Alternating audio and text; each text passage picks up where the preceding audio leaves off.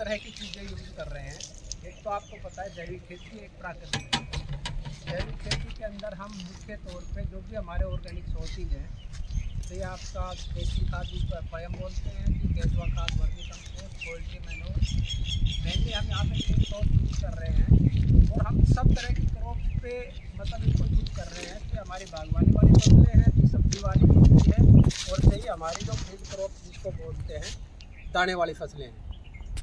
ये particular farm हमारा 138 एकड़ एरिया के अंदर है और इसके अंदर क्रॉपिंग सिस्टम बेस्ड हमारे रिसर्च चल रही है। इसी तरह से जहाँ पे आप यहाँ बैठे हुए हो, ये हॉर्टिकल्चर क्रॉप्स एरिया है, ये लगभग हमारा 16 एकड़ में है। और यहाँ पे जो भी हमारी पोटेंशियल क्रॉप्स हैं फ्रूट्स की, वो हमने सब यहाँ पे लगा रखी है। ये आपका किन्नो है, अमरूद है, पीच है, प्लम है, बेलगिरी है, बेर है, जो भी यहाँ पे पॉसिबल हमने 20 से 22 तरह की अलग अलग फसलें और उनकी भी अलग अलग वैरायटी लगा रखी है। और इन सभी में हमारे कुछ ट्रायल जो चल रहे हैं वो दोनों तरह की सिचुएशन में चल रहे हैं, जैविक खेती में भी और प्राकृतिक खेती में भी। जैविक खेती की जहाँ तक बात है, वो हमारी as per crop requirement field crops है, वेजिटेबल क्रॉप्स है, जो हमारी इनऑर्गेनिक में ज़रूरत रहती है। मान लें नाइट्रोजन की C306 के अंदर 60 किलो की नाइट्रोजन की रिक्वायरमेंट है, तो वो हम ऑर्गेनिक सोर्स से उसके इक्विवेलेंट उसका कंटेंट मापते हैं। पहले FIM वर्मी कंपोस्ट उसमें कितना है और फिर वो हम अप्लाई करते हैं। तो ये तो हमारा जो जैविक पद्धति है उसमें हम इस तरह की प्रक्रिया यूज करते हैं। जो भी सोर्सेज है वो इक्विवेलेंट इनऑर्गेनिक के हम अप्लाई करते हैं। जहाँ तक प्राकृतिक खेती की बात है, और ये सभी तरह की क्रॉप्स में एज पर देयर रिक्वायरमेंट हम जैविक खेती की इस तरह से न्यूट्रिएंट की पूर्ति करते हैं।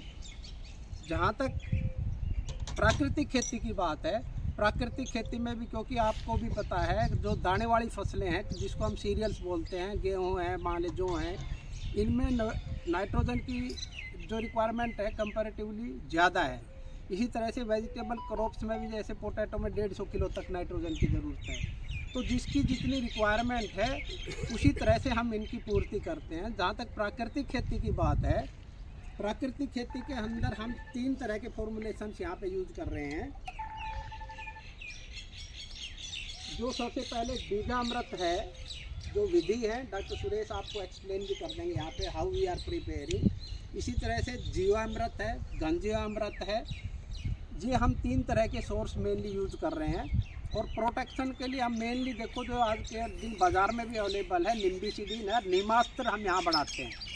और जो हमारे एंटोमोलॉजिकल एक्सपेरिमेंट है इंसेक्ट पेस्ट कंट्रोल के लिए, उसके अंदर हम फेरोमोन ट्रैप्स वगैरह यूज करके, इसी तरह से नीमास्त्र, ब्रह्मास्त्र जो भी है हमारे अग्नेयास्त्र वगैरह का हमारे ट्रायल इन क्रॉप्स में खास तौर से हम कंडक्ट कर रहे हैं, जो टोटली प्राकृतिक जो खेती से संबंधित प्रोटोकॉल है वो हम यूज करते हैं।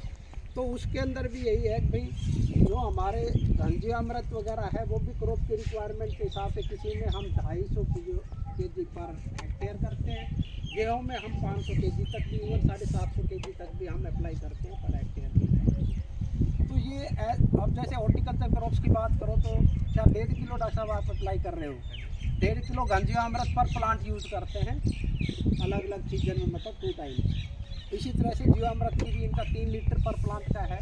तो इस तरह से हम मतलब बेस पे है। जो डॉक्टर साहब पूछ रहे थे, ये तो हमारे ऑर्गेनिक सोर्स है as a soil application as well as along with the bio fertilizer या बायोटिका, जिसमें हमारा जो दोनों ही है नाइट्रोजन फिक्सेशन और वो जो फॉस्फेट सोलेबलाइजिंग, जैसे एजोस्पेरिलियम और सूडोमोनास कह सकते हैं। जो काउ बेस्ड बायो फॉर्मुलेशन है ना डॉक्टर साहब, अब इसमें एक ये ट्रीटमेंट हमारा है, ठीक है। इसके अंदर जैसे फॉर एग्जांपल मूंग, क्योंकि मूंग में रिक्वायरमेंट आपको पता है न्यूट्रिशन की कंपैरेटिवली कम, अर्ली मैच्योरिंग है, तो हमने ये 250 kg हमने घनजीवामृत यूज़ किया है। इसी तरह से हमारे जो 500 लीटर पर हेक्टेयर, 200 लीटर पर एकड़ कह लो आप, 2 times we have gone for the spray in the moong crop. इसके साथ साथ हमने बीजामृत का भी किया था इसमें। इसी तरह से जैसे अब ये व्हीट है, अब व्हीट के अंदर क्योंकि रिक्वायरमेंट हमारी कंपैरेटिवली सीरियल क्रॉप्स के नाते ज़्यादा होती है, तो we have just double that amount of this ghanjivamrit 500 kg। इसी तरह से इसकी भी 1500 लीटर होगी इसकी, हाँ जो जीवामृत है 1500 लीटर। तो ये इस तरह से जैसे इससे पहले जस्ट हमारी हम देसी वीटी लेते थे, लेकिन 3 साल वो रोटेशन हमारा पूरा हो गया है। Now we have change the variety to WH1402। ये रेस्ट्रिक्टेड इरिगेशन की है, वीट साइंटिस्टों से डिस्कस करके ये ली थी, और क्वालिटी पॉइंट ऑफ व्यू से ये अच्छी है।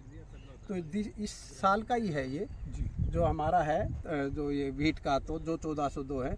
इसी तरह से हमने इसकी पहले मूंग बुन की हमारी MH421 थी वैरायटी।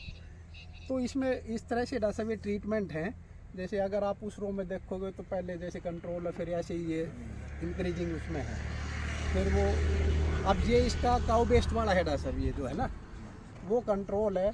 इससे अगला अगर देखोगे तो फिर यही है हमारा पोल्ट्री मैन्योर का।